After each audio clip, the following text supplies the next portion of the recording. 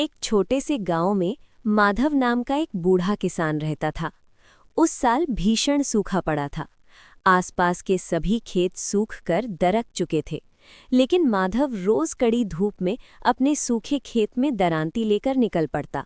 लोग उसे देख हंसते और कहते, माधव, जब जमीन में जान ही नहीं बची तो क्या काट रहे हो? माधव बस मुस्कुराता और कहता, मैं अपनी उम्मीद काट रहा हूं। एक दोपहर जब वो खेत के बीचों बीच पहुंचा, उसने देखा कि सूखी मिट्टी के बीच से गेहूं की एक अकेली बाली लहलहा रही थी। वो बाली सामान्य नहीं थी, वो शुद्ध सोने की तरह चमक रही थी। जैसे ही माधव ने उसे छुआ, एक चमत्कार हुआ।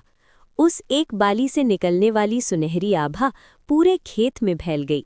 देखते ही देखते तपती बंजर जमीन से गेहूं के हरे भरे पौधे फूटने लगे और देखते ही देखते पूरा खेत लहलहाती सुनहरी फसल से भर गया।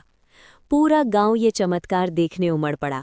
किसी को यकीन नहीं हो रहा था कि बिना पानी के ऐसी फसल कैसे उगी। तब आकाशवाणी हुई। ये चमत्कार मिट्टी का नहीं, माधव के उस विश्वास का है जिसने हार मानना नहीं सीखा। जहाँ सच्चा परिश्रम और अटूट विश्वास होता है, वहाँ प्रकृति स्वयं झुक जाती है।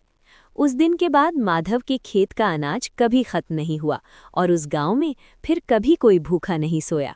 एक छोटे से गांव में माधव नाम का एक बूढ़ा किसान रहता था। उस साल भीषण सूखा पड़ा था।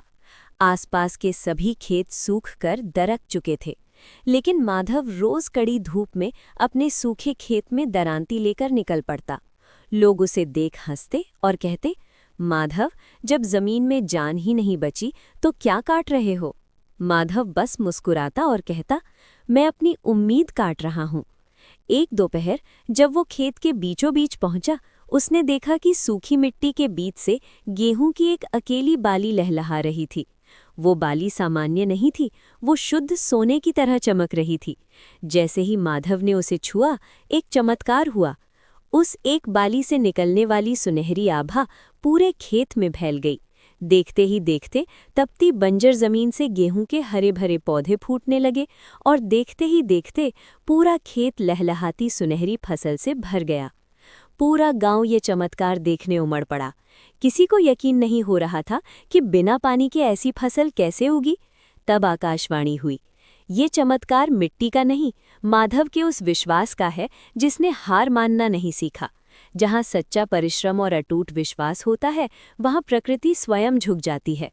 उस दिन के बाद माधव के खेत का अनाज कभी खत्म नहीं हुआ और उस गांव में फिर कभी कोई भूखा नहीं सोया। एक छोटे से गांव में माधव नाम